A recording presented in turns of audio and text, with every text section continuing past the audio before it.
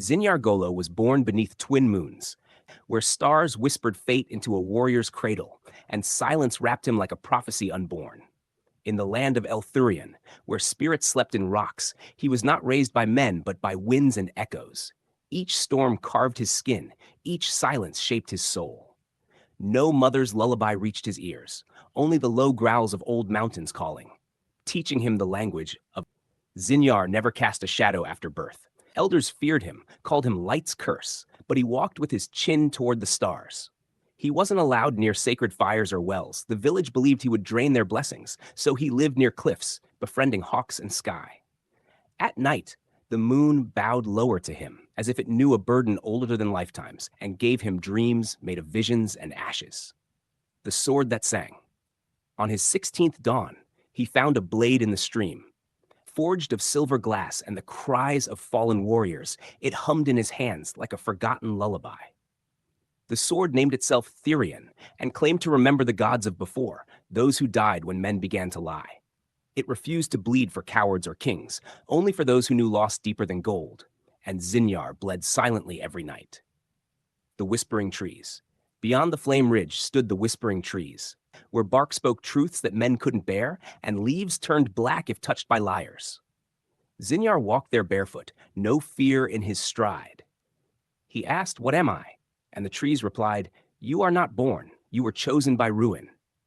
The roots offered him memory berries from before time. One bite showed him empires rising and crumbling. Another showed him a girl who would cost him peace. Her name was Celia, eyes like dusk, a smile that melted the blade's edge clean, and laughter that softened Zinyar's nightmares.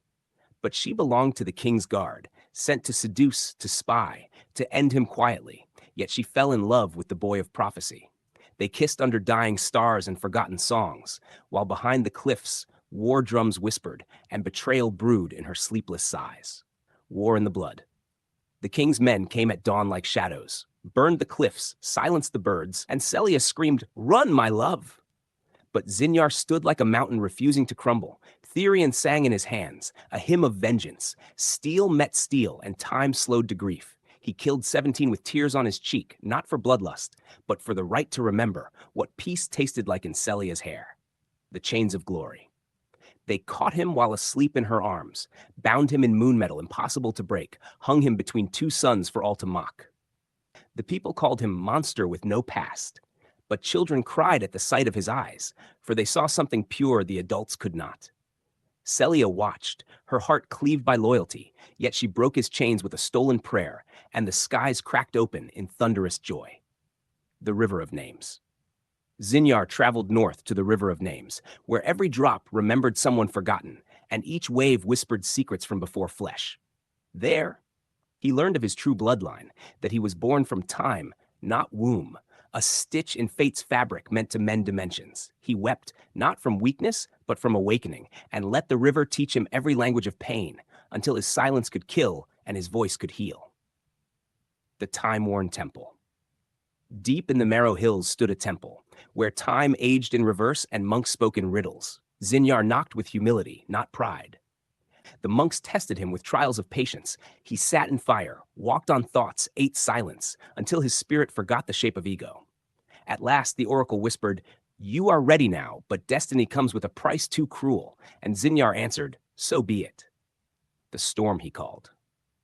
He raised Therion at the mountain's peak and summoned a storm older than gravity, one born before gods knew names. Lightning became his cloak, thunder his breath. He rode the clouds like memories returning, and called out every enemy by name. His army? Ghosts of those he honored, their loyalty etched not in blood but belief, and they marched with hearts of eternal echo. Fall of Kings. The king trembled in his golden robe as Zinyar walked into the throne room alone, each step louder than war drums. "Why did you fear a boy with no shadow?" Zinyar asked with calm that sliced sharper than swords. "Because your light reveals the filth in men." He did not kill the king with his blade, but with truth that unraveled the man's lies, until the crown fell from guilt, not force.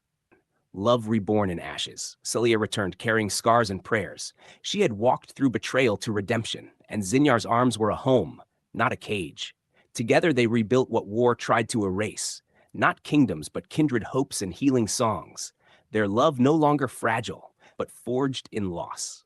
The sword Therion finally sang in peace, its edges softening as if kissed by mercy, and birds returned to the cliffs once burnt. Years passed like rain over stone. Zinyar aged not in skin, but in soul, his hair silvered like the moon that raised him.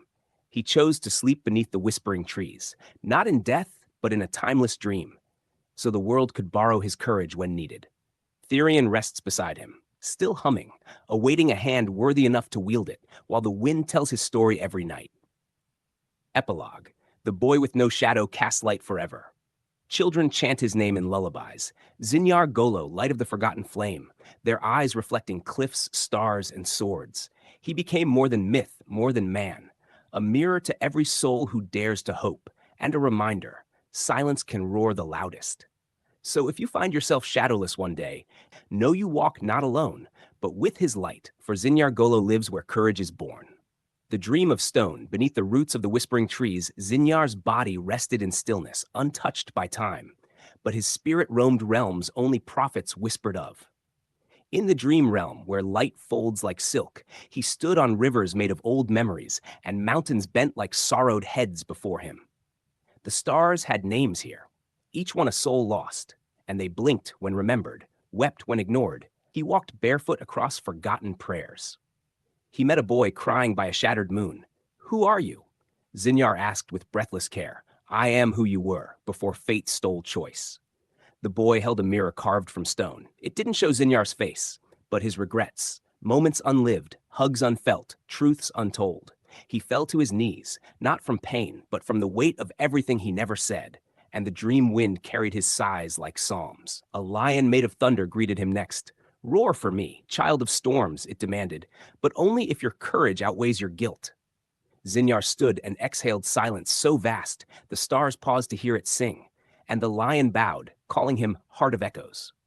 He rode the beast to the Valley of First Choices, where time does not pass, it waits to judge, and every soul stands trial without knowing. There, Celia stood, yet different, timeless. With tears glowing like newborn galaxies, she said, "You forgave me too quickly." Zinyar reached, but she was missed in memory. "Love needs scars," she whispered, "not bandages," and vanished like morning forgotten by noon. The trial of self had begun in silence, and he faced versions of himself, weak, cruel, selfish, all asking, "Are we worthy of becoming you?" He fought them not with steel, but grace, and offered them peace instead of punishment.